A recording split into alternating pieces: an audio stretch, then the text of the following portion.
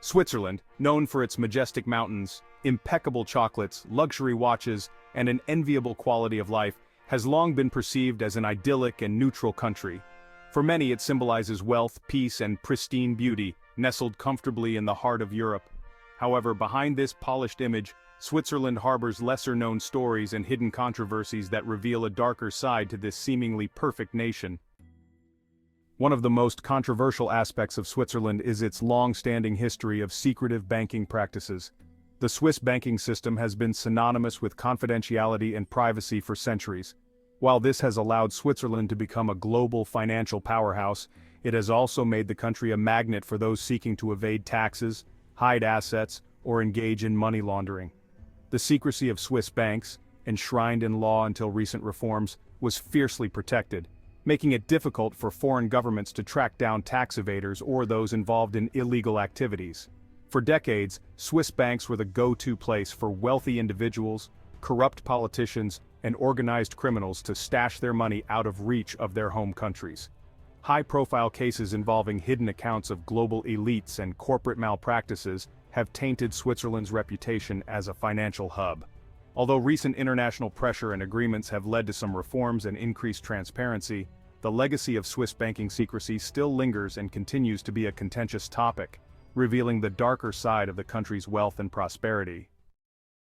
Switzerland's neutrality during World War II is often celebrated as a testament to its commitment to peace. However, this neutrality was complex and controversial. Throughout the war, Switzerland maintained economic ties with Nazi Germany, which included financial dealings involving gold that had been looted from occupied countries and victims of the Holocaust. Swiss banks accepted gold from the Nazis, which was often melted down and laundered to hide its origin. In the years following the war, Switzerland faced international criticism for its role in facilitating these transactions and for refusing to compensate Holocaust victims and their families who had assets locked away in Swiss banks. After much international pressure, a settlement was eventually reached in the 1990s to compensate Holocaust survivors and their descendants. But the episode left a permanent mark on Switzerland's reputation and raised questions about the country's role during a tumultuous time in history. Despite Switzerland's high quality of life, it is also one of the most expensive countries in the world. The cost of living in cities like Zurich and Geneva can be prohibitively high, with prices for basic goods, housing, and services far exceeding those in neighboring European countries. While the average income in Switzerland is also high, the cost of essentials and housing has resulted in a growing number of working-class citizens struggling to afford basic necessities. Switzerland has traditionally been portrayed as a nation with little poverty. However, there are increasing signs of inequality. The economic divide is particularly stark in urban areas where the gap between the ultra-wealthy and the working poor is widening. While the social safety net is strong compared to many countries, certain marginalized groups, including immigrants and single-parent families, often face financial hardships and lack access to affordable housing and healthcare. Switzerland's high wages have attracted many migrants, but the country has a long history of strict immigration policies and political debates around nationalism. Approximately a quarter of the population is foreign-born, making Switzerland one of the countries with the highest percentage of immigrants in Europe. Despite the contributions of these immigrants to the economy and society, there is a strong sense of nationalism that often manifests in the form of anti-immigrant sentiments.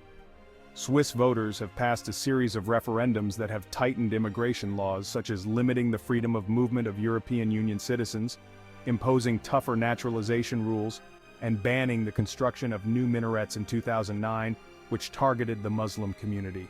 These policies have sparked international controversy and raised concerns about the integration of immigrants and the rising xenophobia within the country.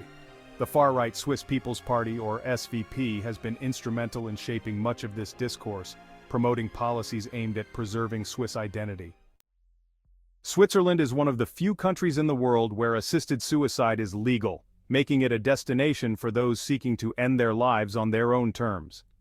Organizations like Dignitas and Exit provide services to terminally ill patients or those suffering from severe pain, allowing them to die through physician-assisted means.